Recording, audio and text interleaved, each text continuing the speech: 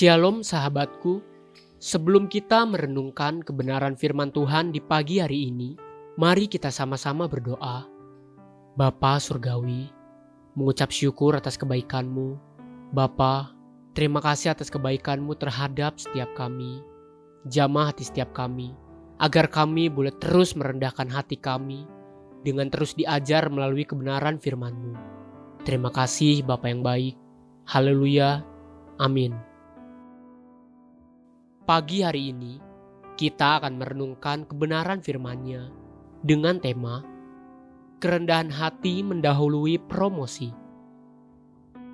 Mari kita buka Alkitab di dalam kitab Kejadian 41 ayat yang ke-14 sampai yang ke-16. Kemudian Fir'aun menyuruh memanggil Yusuf. Segeralah ia dikeluarkan dari tutupan. Ia bercukur dan berganti pakaian, lalu pergi menghadap Fir'aun. Berkatalah Fir'aun kepada Yusuf, "Aku telah bermimpi, dan seorang pun tidak ada yang dapat mengartikannya. Tetapi telah kudengar tentang engkau. Hanya dengan mendengar mimpi saja, engkau dapat mengartikannya." Yusuf menyaut Fir'aun, "Bukan sekali-kali aku, melainkan Allah juga yang akan memberitakan kesejahteraan kepada tuanku Fir'aun." Awal perjumpaan Yusuf dengan Fir'aun adalah sangat singkat, namun Fir'aun telah diberitahu sebelumnya tentang Yusuf dan kemampuannya yang luar biasa oleh juru minum raja. Yusuf juga telah lama menanti-nantikan kesempatan untuk hal perkaranya dapat didengar oleh Fir'aun, agar dia dapat membela diri dan dibebaskan dari tuduhan dan fitnahan istri Fir'aun. Begitu lama dia menanti-nantikan kesempatan untuk membeberkan perkaranya di hadapan Fir'aun, dan baru kali inilah kesempatan itu terjadi. Seandainya kita yang ada di posisi Yusuf saat itu, kita merasa dirugikan. Kita tahu hanya seorang Presiden Jokowi yang dapat membantu kita, dan kita sama sekali tidak memiliki jalur untuk bisa bertemu dengan Presiden. Lalu tiba-tiba, pucuk dicinta ulam pun tiba. Bapak Presiden memanggil kita karena membutuhkan sesuatu dari kita. Bagaimana reaksi kita?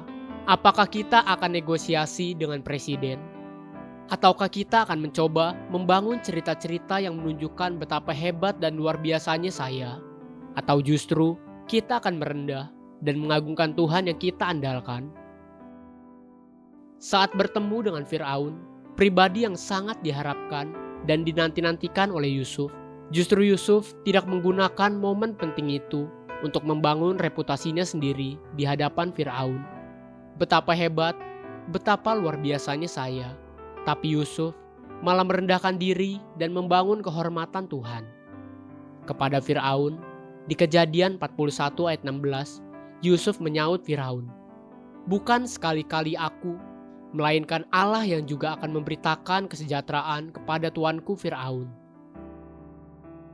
Sekalipun kesempatan emas itu tidak datang dua kali, Yusuf memiliki kesempatan yang sudah lama dinanti-nantikan, namun dia menggunakan kesempatan itu justru untuk memuliakan Tuhan, bukan mempromosikan dirinya sendiri.